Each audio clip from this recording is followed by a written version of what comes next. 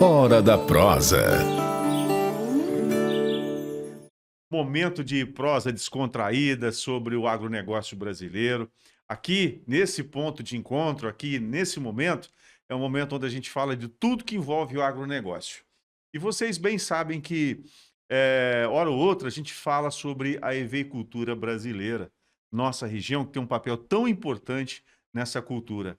Aqui, são processados a maioria da borracha brasileira, né? Aqui na nossa região, no estado de São Paulo principalmente. A produção aqui é muito importante e o papel social dela também é extremamente relevante. Então, é uma cultura que precisa de muita atenção. Mas a gente sabe que é uma cultura que vem enfrentando enormes desafios. E hoje a gente vai ter um convidado aqui que vai poder nos dar um ponto de vista diferente de quem está lá, na raiz, na extração do látex. Né? A gente sempre recebe aqui amigos da Apotex, amigos que falam sobre o setor com propriedade, amigos da Câmara Setorial em Brasília. E hoje a gente conseguiu trazer o Antônio Gerim, né? O Antônio Carlos Gerim e o Natalino. O Natalino, que é o presidente da Associação do Movimento Nacional de Produtores e Sangradores da Borracha Natural. Então, a prosa hoje é muito boa, muito importante, e eu quero que você pegue um café, se ajuste aí, se acomode, e se você não é um inscrito aí no canal, se inscreva, curta, comente, compartilhe, siga a gente nas redes sociais, porque isso dá uma ajuda enorme. Assim a gente continua produzindo esse tipo de conteúdo para você assistir no momento que for mais conveniente para vocês. Fechou? Então, ó, senta o dedo lá e pau. Gerim, muito obrigado. Você é sempre um convidado muito querido aqui, pela amizade e o respeito que eu tenho por você e também pelo conhecimento que você sempre agrega aqui no na nossa prosa. Seja bem-vindo mais uma vez, meu querido amigo. Cláudio, muito obrigado pelo convite novamente e venho com o maior prazer, porque eu acho que uma das ferramentas de maior defesa do setor nosso é a informação. Né? Produtor bem informado, sangrador, parceiro bem informado, ajuda muito no progresso e na viabilidade dessa situação toda que nós vivemos. Perfeito. E, Natalino, seja bem-vindo. Fazia tempo que eu estudava a oportunidade de trazê-lo para uma prosa. Você que faz um trabalho muito bacana lá na base, né? Juntamente aí com os seus parceiros. Então, seja bem-vindo aqui ao ProsaCast. Boa tarde, Carlos. É um prazer nosso estar aqui. O Movimento Nacional tem essa intenção de estar participando e mostrando para a nossa classe, que é na base, o que está acontecendo, né? E a participação nossa, esse foi o nosso sentido de ser criado. É um prazer nosso estar por aqui, sempre que precisar, só chamar. Vou contar muito com vocês.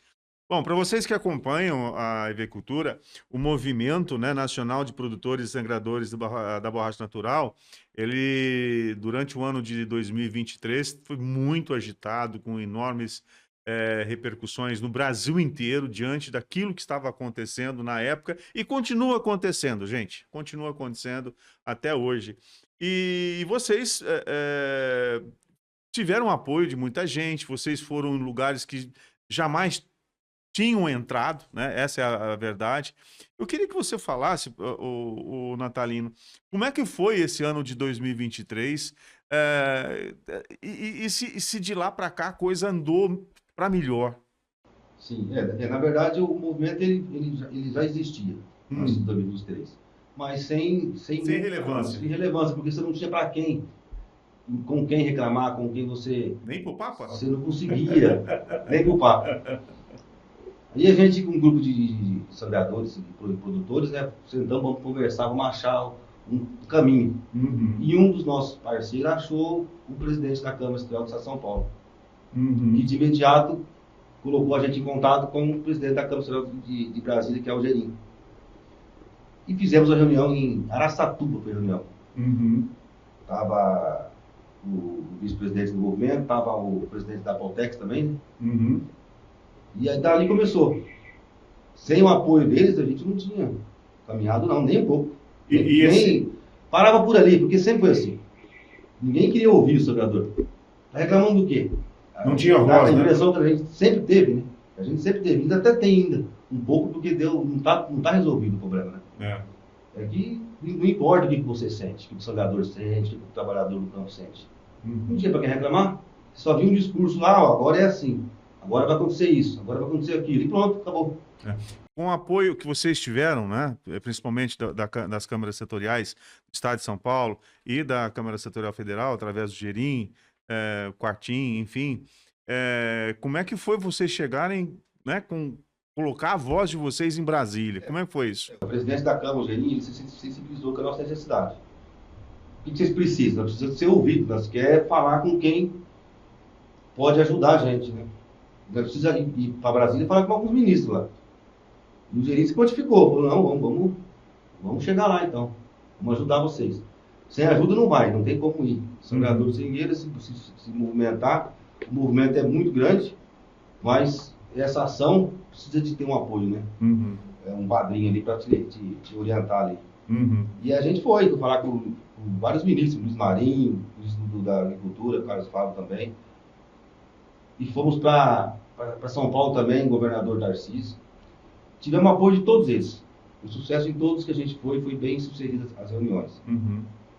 Fomos na Camex também, importante também na Conab também. O Gerim sempre esteve junto.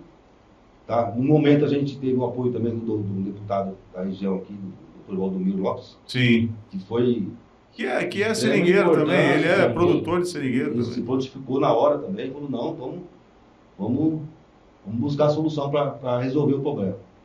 E dali para cá, o Gerim, a gente fizemos um pedido, né, para a Câmara, né, e eles colocou em votação lá, e a gente conseguiu ter uma cadeira de representação lá na Câmara.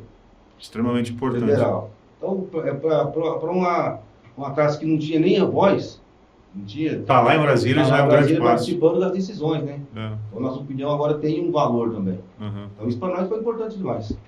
Ô Natalino, naquela época, você se lembra, assim, mais ou menos, qual que era a primeira reivindicação, que era a coisa, assim, necessidade primeira de vocês naquela época?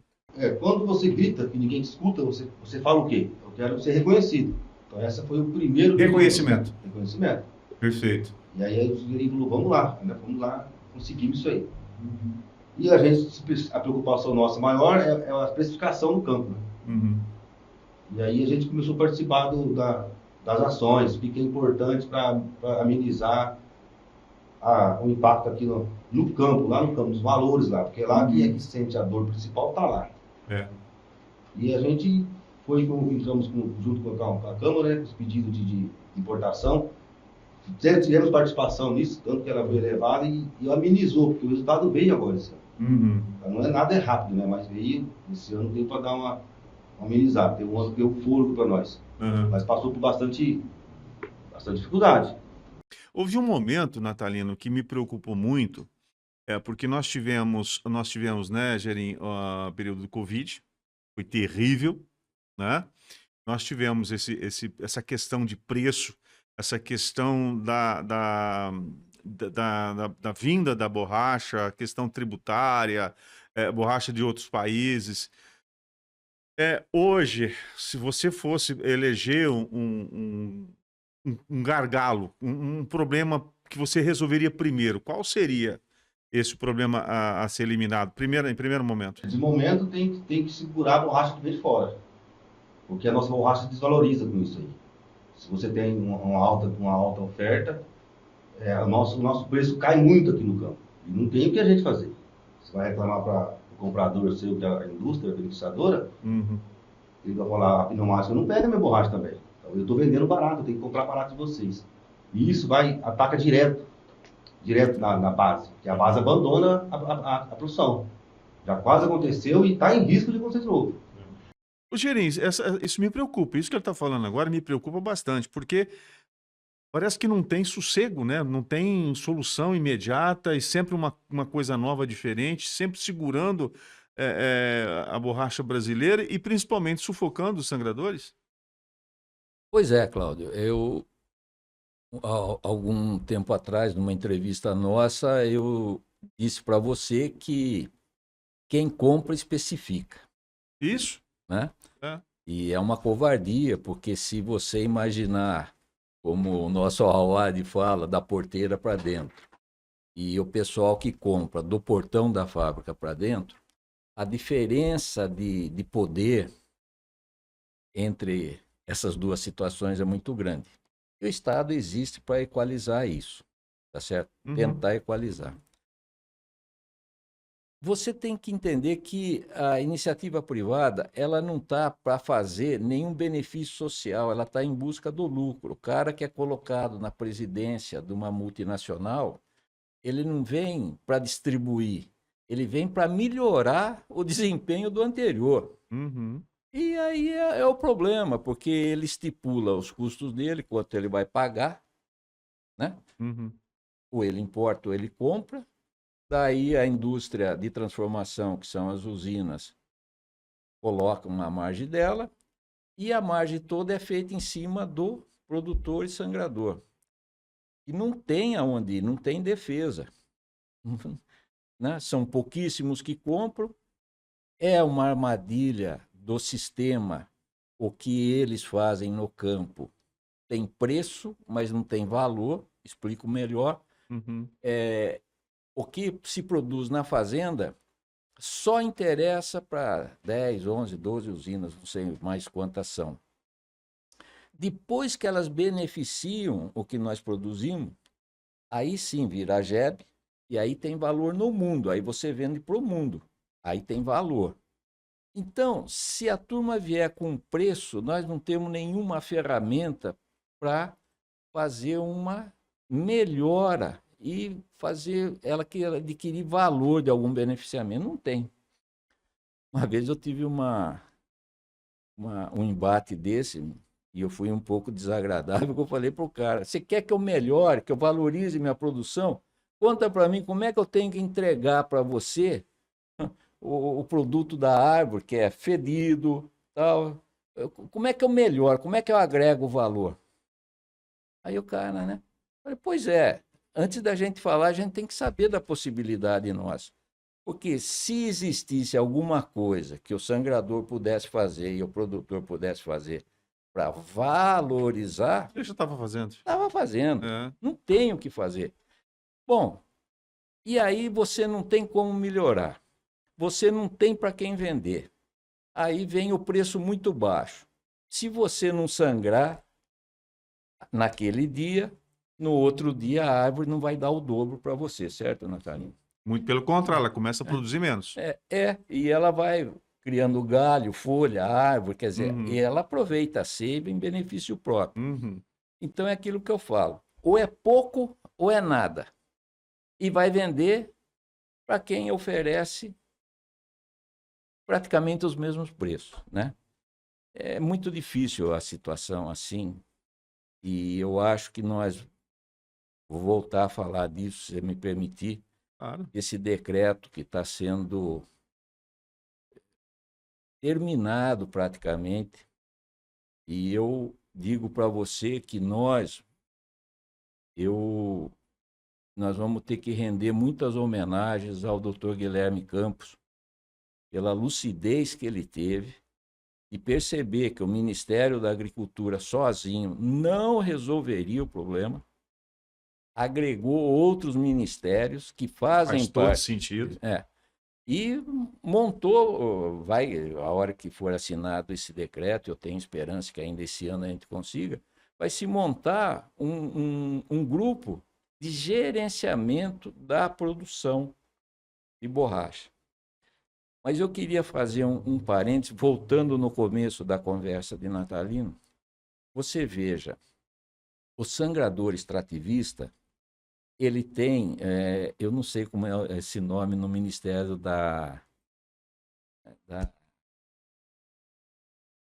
no Ministério do Trabalho, do Luiz Marinho. Uhum. Toda profissão tem um número, eu não sei como chama esse número, você sabe? Bom, É tipo um código, é um né? código, caracteriza Sim. aquilo lá. O sangrador extrativista tem. E o seringueiro comercial não tem. Tá certo? E veja, é um pequeno detalhe. Você vai falar, mas Geringo, que diferença tem? Muita. Muita, porque todas as coisas, as políticas sociais são para os seringueiros Extrativista. do norte. É. Para cá não vem. Então o Natalino, nós fomos lá e pedir para o Luiz Marinho isso daí. Porque se regulamentar a profissão, o movimento ele pode dar outros passos muito importantes na defesa do pessoal. Porque era um movimento, virou uma associação, foi lá no ministro Luiz Marinho, que nos recebeu de braços abertos, porque é um governo dos trabalhadores, tá certo? Né? Inclusive, foi muito boa a reunião. Nós pedimos esse número, essa regulamentação. Tal, porque depois que a associação tiver esse número regulamentado, ela pode avançar um pouco mais e criar um sindicato nacional dos seringueiros comerciais, vamos assim dizer, não sei se esse seria o nome. E aí um sindicato teria força para se defender, né? Hoje não tem, né? Mas aonde é que pega isso daí? Na falta de engajamento dos próprios sangradores. Eles têm uma associação que tem uma mensalidade que é ínfima. E eles não pagam. Aí você fala assim, mas por que você não foi para Brasília para resolver, para terminar essa conversa? Não tinha recurso. Não tinha recurso. É. Então, Maná caiu uma vez só do céu. É importante que... É importante, antes da gente começar essa prosa aqui, eu perguntei, né? Eu estava comentando que as pessoas precisam ter um objetivo. Né? Qual é o seu objetivo? Eu quero me manter no mercado. Tá, mas como se manter? Uma estratégia de sobrevivência, porque é basicamente isso, ou você quer viver mês a mês? Né? Qual é o seu objetivo? Por exemplo, você tem contrato de fornecimento? Não tem. Eu fico ao sabor do vento. Ué. Então, você não tem objetivo. Só tem objetivo aquela pessoa que faz uma estratégia, um planejamento, que lá na frente ela tem lá. Ela está passando mês a mês, mas ela está olhando para frente, para o alvo dela, o objetivo dela. Né? Então, se você, por exemplo, tem uma associação e você faz parte dela, mas não contribui, vai cobrar o quê? Como é que você quer que as coisas aconteçam se você não colabora? Nem para subsistência, para manutenção da sua associação. Não é da minha. O problema não está aqui no jornalismo. Está aí. Está aí, no Seringal. Então, como é que você quer que eles resolvam as coisas se vocês não dão, no mínimo, as ferramentas? E eu vou te fazer uma pergunta. Vocês hoje, como qualquer mercado, é da compra e venda. A subsistência. Como é que está o mercado hoje lá na lavoura, lá no Seringal? Como é que está hoje? Ele tá, esse ano viu um fôlego, né? Mas ele tá oscilando muito ainda. Por algumas razões que a gente precisa entender melhor. Existe uma mudança de uma negociação que é bimestral, né? Mas o comprador ele se sente à vontade de quando ele achar necessário, ele chegar e especificar ele põe o preço. Põe o preço. E o pessoal está tentando se manter. Está entregando a borracha, está vendendo a borracha. Algumas empresas, a cooperativa, por exemplo, segura o preço um pouco mais. Alguns atravessadores seguram o preço um pouco mais do que diretamente a indústria, que não consegue pagar o que ela paga para o atravessador, ela não consegue pagar para o produtor lá direto.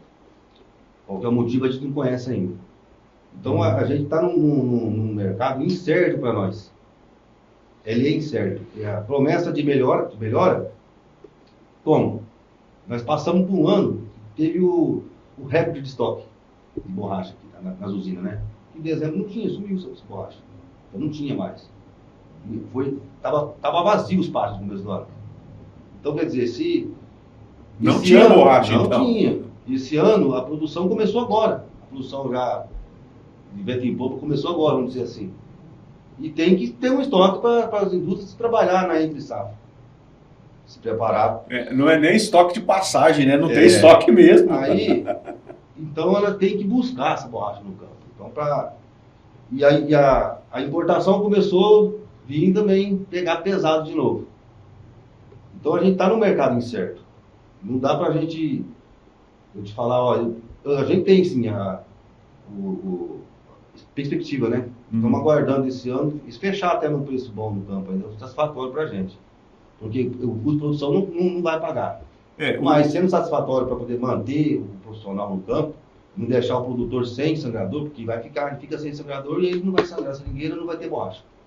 Natalino, a gente sabe, e não é de hoje, a produção, o custo de produção é maior do que está acontecendo aí. Entendeu? O PEPRO, né, o programa de subsídio, ele não chega nem perto do custo de produção. Uma coisa você com certeza eu posso dizer. Você sabe, você não sabe quanto você vai ter de lucro. O que você sabe, quanto você vai ter de prejuízo por quilo. Agora, que setor se mantém dessa forma, Gerim? Na construção civil, você que é uma pessoa que tem bastante experiência na construção civil, se você constrói um imóvel hoje dando 20% de prejuízo, aí no ano seguinte você constrói outro dando prejuízo de 30%, aí no terceiro ano você tem um lucro de 10%, você teve 10% de lucro, então? Não. Você falou agora, eu me lembrei de algumas décadas atrás, que eu era engenheiro de hidrelétrica, e o dono de uma das maiores construtoras do Brasil na época, numa reunião, a gente queria fazer mais uma ensecadeira, mais não sei o que, tal coisa, e ele falou muito calmamente, pode parar, porque é o seguinte, uma construtora sem obra não quebra, com obra ela quebra. Então, a seringueira é que é um problema social aí, você entendeu? Mas eu não vejo nenhum produtor mais, de uma maneira mais ostensiva, trocando caminhonete, reformando casa. Não faz mais. Não tem, né? Você está dilapidando seu patrimônio. E eu vejo a outra ponta nadando de braçada, né? Então tem um descompasso aí. Né? A balança está desequilibrada, né? Tá muito desequilibrada. Veja bem, né? Quando um setor vai bem, os dois lados têm que estar bem, né? Tem que ganhar dinheiro todo mundo, né? Agora, quando só um lado ganha dinheiro, alguém está perdendo muito. Quando você pergunta para um técnico de seringueira quantos meses são de entre safra, ele vai falar para você 2 meses. Na prática é 4 meses. Você tem que trabalhar, se preparar para manter a sua família, o custo de vida, durante 4 meses. Você vai trabalhar sem ter renda alguma. Você tem que você para porque a produção já para. Você tem que preparar aquelas plantas, você dá início nela de novo. Isso demora. Isso não é 2 meses.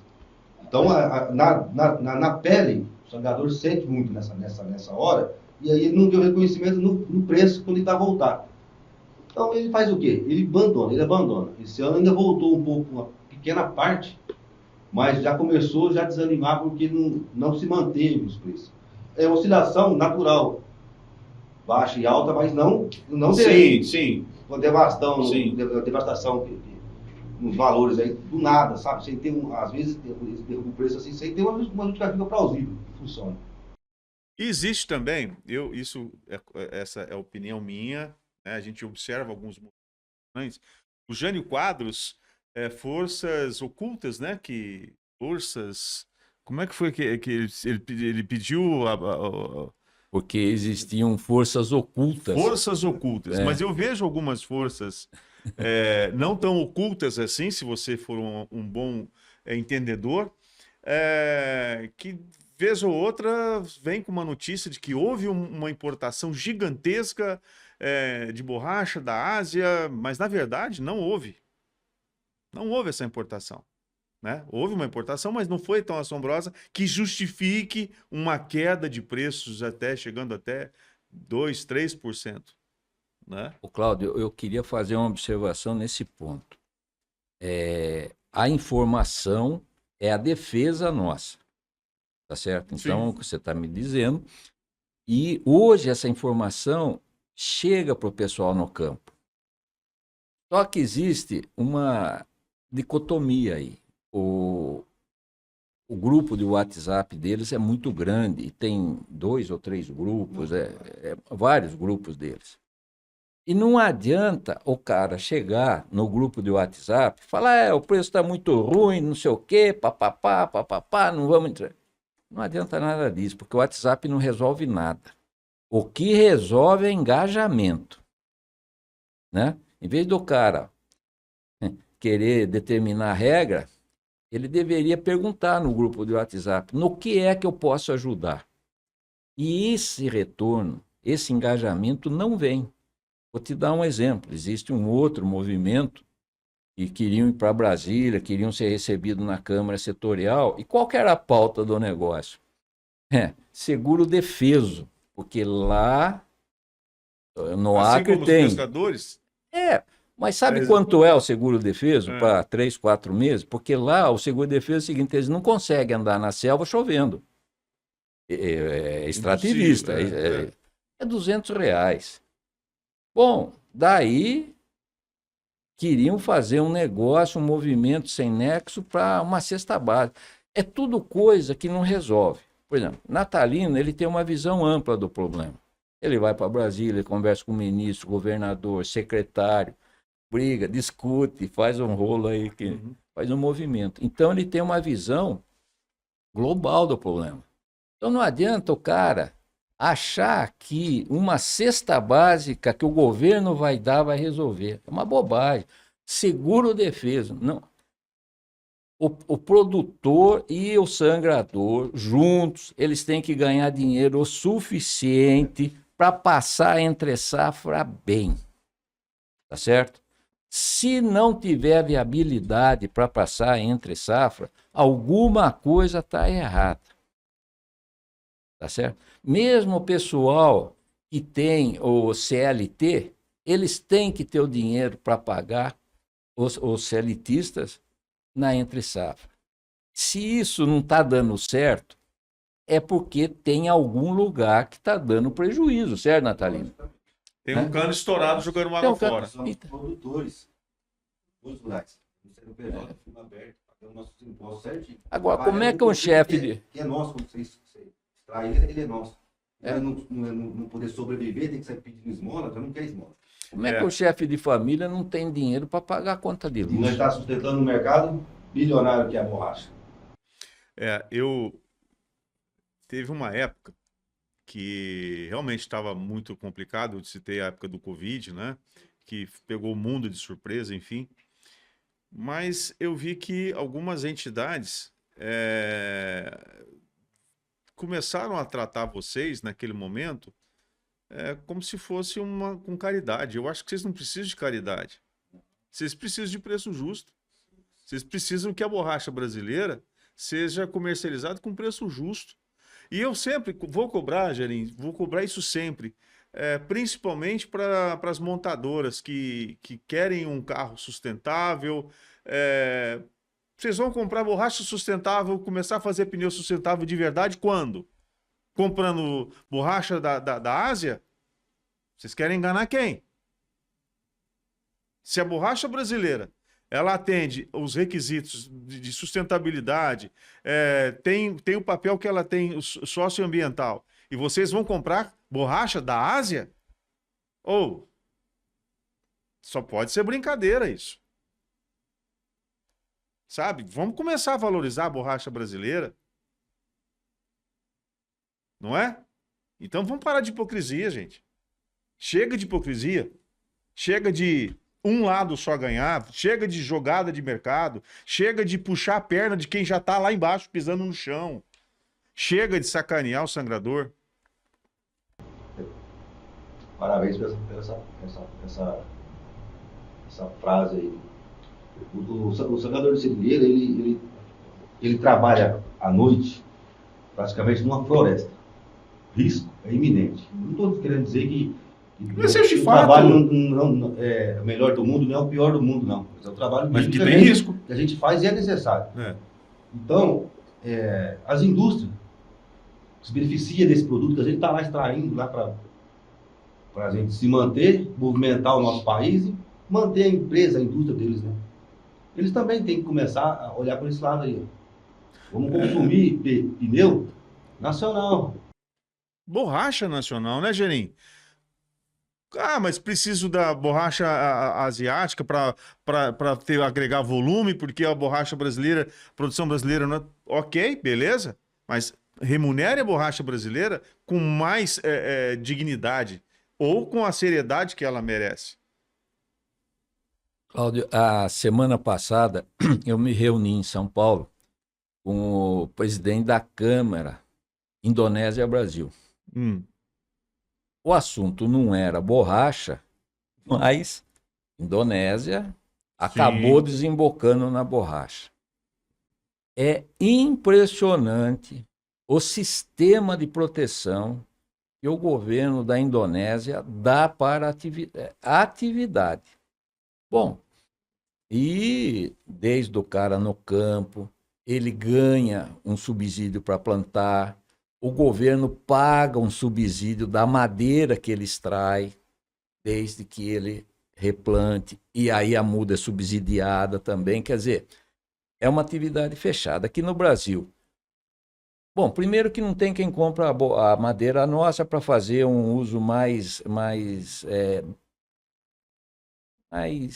industrial.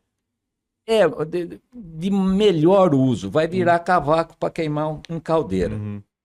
Não tem nenhum incentivo para arrancar seringais velhos, não tem nenhum incentivo para plantar novos seringais, não tem nenhum financiamento com um prazo de carência de 10 anos, taxa baixa.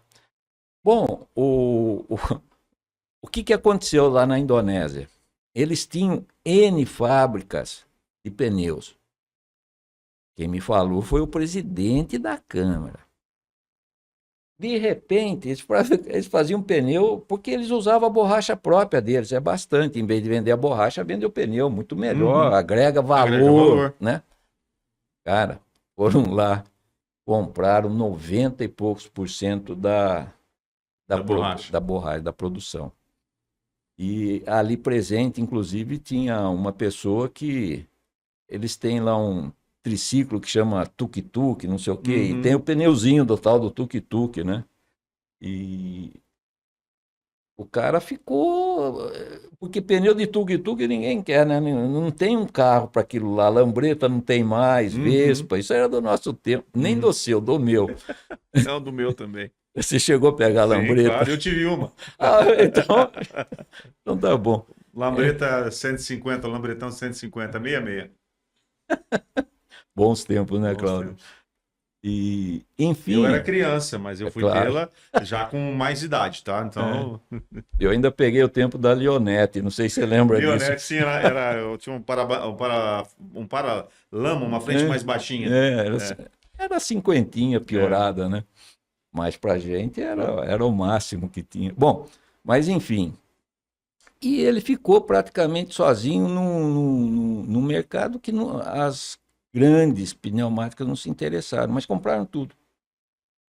Então hoje é a armadilha que está aqui, né? Só vende para as pneumáticas também.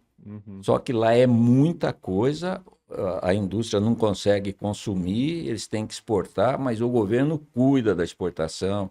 O governo compra, tá certo? E esse parâmetro, na ilha de Jacarta, que é a Indonésia, quando nós pedimos para o pessoal de Singapura, do escritório de Singapura, fazer um levantamento a respeito, não em dólar, nada disso, ficou visível dentro de uma cesta de equivalência de poder aquisitivo, que o cara, ele se dá por pago quando ele recebe 1 quilo de arroz por 1 quilo do trabalho dele de sangrar, do coagro. Hoje 1 quilo de arroz está quanto, Natalina? R$ Não, um saco Não, de 5 quilos. Não, deve estar. É 6.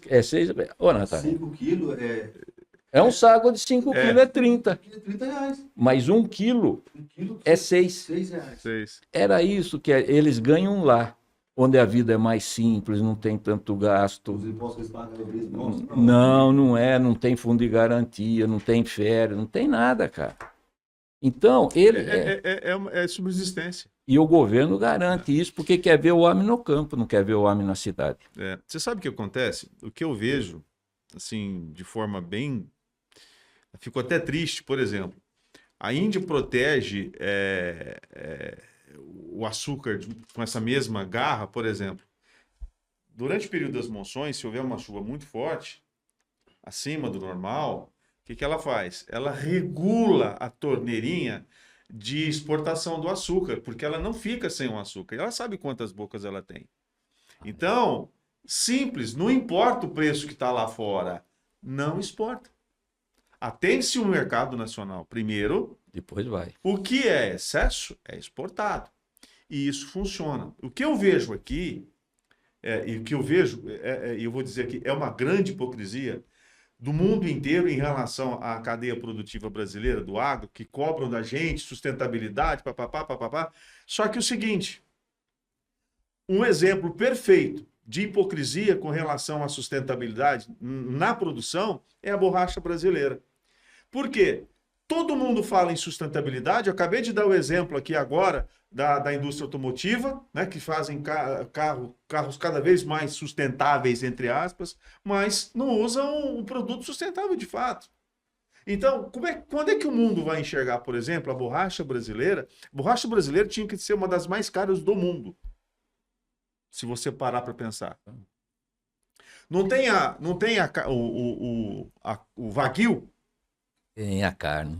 né? A carne o Kobe, que é uma considerada. O cruzamento do agui. Sim, mas é uma das mais nobres do mundo. Paga-se caríssimo. Não é que se paga, cara, porque ela tem valor. Entendeu? Então a borracha brasileira, para começo de conversa, ela deveria ter valor e não custo. Custo é o produtor que tem para colocá-la no mercado. A dicotomia aí é exatamente essa. A commodity, ela não tem nenhum compromisso com o custo. Commodity Nenhum. tem o compromisso Zero. com oferta e demanda. Zero. Só. Tá? Né? E aí que tem que pôr a mão. O agronegócio, se você fizer uma análise, você vai ver que não só na cadeia da borracha, mas nas outras cadeias, a situação é difícil. Por quê? Todos os mecanismos que existem de proteção, na verdade, protegem o comprador. Vou te dar um exemplo. Sim, Uma trading te dá semente, adubo, não sei o quê. Não colheu. O que o seguro vai lhe pagar? O custo. E você vai devolver para trading. Tá certo? Uhum. Ou até vai direto para trading. Uhum. Não existe nada que faça o seguro do lucro. No valor de venda, de fato. Eu ia produzir tanto por R$80, ia vender por 100, eu ganhei 20. Então, meu seguro teria que ser com o meu rendimento agregado. Não. Eu tenho que pagar meus custos e ter meu lucro. Mas o mercado financeiro, os mecanismos, só defendem o comprador de novo, né?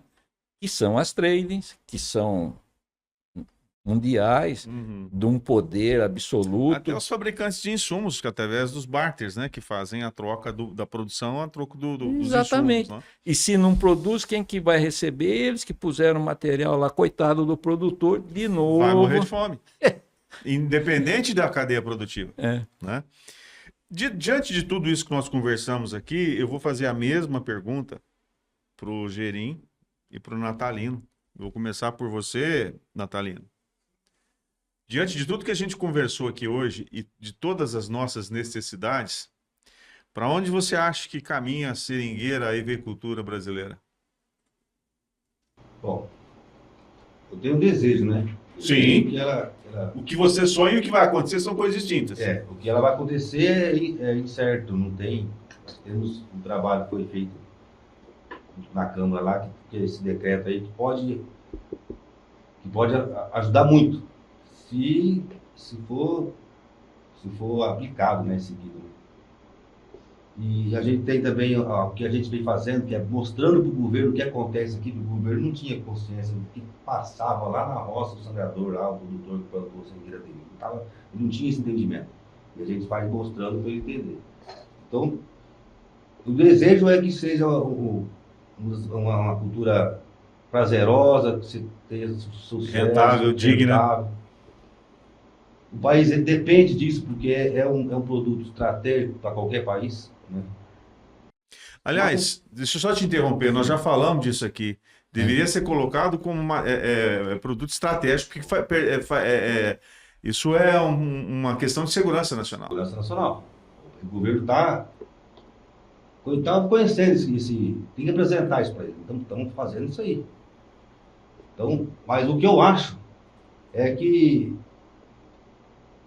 vai dar uma estabilizada, pode ser. Eu não posso falar aí, certo? O que eu acho que vai acontecer?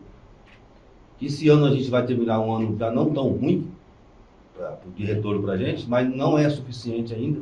Não está cobrindo o custo de produção, não é suficiente. Empresa no Brasil nenhuma sobrevive sem cobrir o custo de produção, né? Então, vai ser essa briga. E o risco é de o profissional sair do campo. Acaba a borracha. Não tem borracha. Não tem uma máquina que vai lá e faz o serviço sozinho, não. A modernidade está chegando, a tecnologia chegando, mas a mão de obra é essencial lá no campo. Então, esse é um risco que eu tenho medo que aconteça. Um risco real. Já quase aconteceu. E quem está provocando isso? Quem usa, se beneficia desse produto, né? As indústrias precisam olhar para o trabalhador do campo. Porque sem ele, ela vai fechar as portas e fazer outra coisa. Entendi. Então, a gente tem esperança. A gente confia muito no trabalho que foi feito até agora, né? Esse decreto pode ser solução. Pode ser solução, é o que eu espero. Gerim, mesma pergunta para você. Né? Para onde caminha a agricultura brasileira? Eu sou um otimista por natureza. E quando me dispus a me expor, porque nunca tinha tido nenhuma posição pública, nenhuma colocação como eu resolvi fazer, aceitando ser presidente da Câmara Setorial. Nunca, né? Tive N oportunidades e nunca aceitei absolutamente nada, porque não tinha dentro de mim um objetivo. Eu acabei aceitando ser presidente da Câmara Setorial lá em Brasília e disse às pessoas que estavam me apoiando e me pedindo: eu só vou se eu puder ser 100% produtor e sangrador. Enquanto não acertar a fazenda, o primeiro elo da cadeia, eu não converso com os demais, porque era uma anomalia o que acontecia, era anômalo. Não terminou, ainda existe muita coisa, mas muita coisa foi debelada. Tá certo? Você lembrar de 4, 5 anos atrás, muita coisa foi... Houve um avanço. Houve, mas é difícil. Até por conta da falta de engajamento também, não é só deles, é nosso também. Falta de engajamento e falta de comprometimento não é só do sangrador, não é só do produtor, inclusive das pessoas que estão aí por trás de algumas empresas e até mesmo de algumas cooperativas, infelizmente. Então, há algum tempo atrás, teve um estudo na Conab, de um técnico que eu rendo minhas homenagens, que se chama Gotardo, já falei dele, né? O cara recebeu o prêmio da Bolsa de Valores de Nova York, quer dizer, maior ícone de livre comércio, capitalismo, todo esse negócio. E ele chegou na conclusão que nos moldes que está, é inviável. É inviável. Ou muda, porque acaba. Eu, por exemplo, você me fez a pergunta de obra, tal e coisa, eu sou um homem que estou de saída da atividade. Da agricultura. Se esse decreto é a bala de prata, se essa gestão do mercado não conseguir ir para os efeitos que eu quero que vá, que é chegar dinheiro no campo, viabilidade, lucro, depois ela tem que vir para dar lucro para a usina, viabilidade, todo esse negócio, e viabilidade para as pneumáticas. O que não pode é o cara que compra determinar a regra em cima de... É uma inversão esse negócio, eu não tenho preço. O preço vem dado, ou eu quero ou não quero, aceita ou não aceita, se não sangro fica na árvore, se eu sangro tem que entregar. Eu não tenho opção como produtor, como sangrador, certo, Natalina? Isso teria que ter regra. Então, eu jogo todas as minhas fichas nesse decreto. Mas a mudança de hábito da cadeia também é muito importante. Como eu falei, ninguém tem empresa para ter assistência social. Não é isso aí. Eu quero que eles ganhem. Mas não precisa esboliar, não precisa moer com tudo. Quer dizer, tem margem. Tem margem, né? Uhum. Então, hoje eu sou cético a respeito do futuro. A borracha já tem, viu, Natalino, esse status de produto estratégico, ela já tem. Tanto é que o Ministério da Defesa foi convidado a fazer parte desse comitê gestor da borracha. Organizado pelo Guilherme Campos? Pelo Dr. Guilherme Campos, isso. E por quê? Me parece que é o único estoque que não é divulgado pelos Estados Unidos, eu não tenho 100% de certeza no que eu não vou te falar, mas os Estados Unidos diz quando tem de soja, petróleo, não sei o quê. Borracha ele não diz.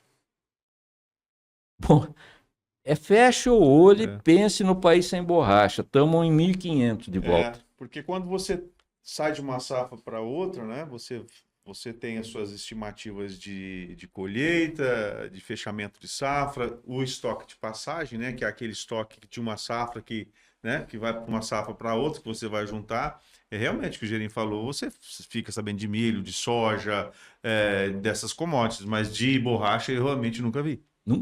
Eu nunca vi o governo americano falar quanto ele tem de borracha, ou da onde vem a borracha dele. Estoque regulador da Indonésia, da Tailândia, você também não ouve, sabe que tem. Não. Aí eles falam, abaixou o estoque, não sei o quê. Daí o preço já sobe imediatamente. É muito sensível, borracha é muito sensível. Borracha e açúcar. Açúcar, eu não tenho noção de açúcar. É bem sensível também. Isso é muito sensível também. Então, mudar hábitos é uma das coisas mais complicadas, né? Porque mãe, para mudar hábito do filho, tem que dar chinelada, né? Mas não pode falar que está dando chinelada. Agora, mas o governo vai ter que dar algumas chineladas aí, porque senão não vai mudar hábito, sabe? Eu acho que o governo tinha que tirar as distorções, retirar as distorções que existem, os vícios e principalmente aqueles que estão se utilizando disso, da boa-fé, da cadeia produtiva, porque, como você mesmo disse, vocês estão lá na boa-fé produzindo, buscando a sua subsistência, a sua sobrevivência. Enquanto houver atravessadores, cooperativas que não cumprem o seu papel de fato, como é que você pode pensar que esse setor vai sobreviver, né? O engajamento, né? Esse engajamento que o Gerim falou aqui. Se você aí depende da informação, do trabalho, por exemplo, que o Natalino faz, né?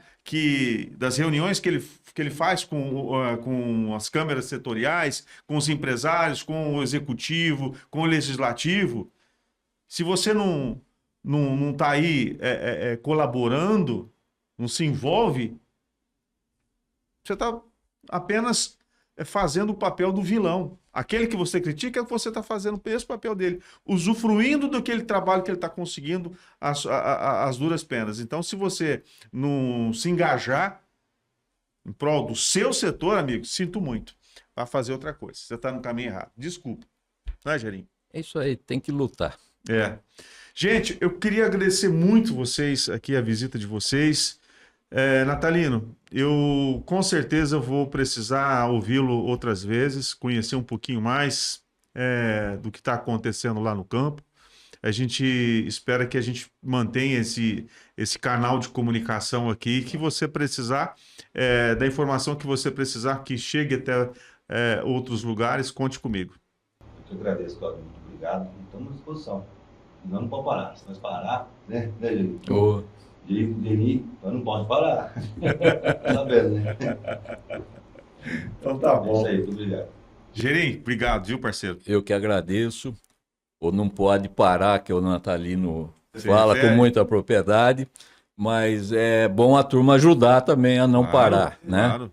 Eu volto a bater nessa tecla. Se nós queremos progredir, se nós queremos algumas conquistas, ser um trabalhador solitário é muito pesado, É sabe? difícil, né? É difícil. É difícil, é triste. É triste. Então vamos agregar para vencer. Gente, é com essas palavras, né? Vamos agregar para vencer, que eu vou encerrando a nossa prosa aqui, mas lembrando a você, não deixe esse trabalho aqui ser em vão. Então se inscreva no canal, curta, comente, compartilhe, faça com que essa ação, essa sua interação, surja com resultados positivos para a gente aqui. Assim a plataforma vai entender que a gente tem relevância e vai continuar indicando esse tipo de conteúdo para outras pessoas. Isso vai nos fortalecendo, tá bom? Gente, obrigado. Obrigado. E até o próximo ProsaCast. Tchau. Hora da Prosa.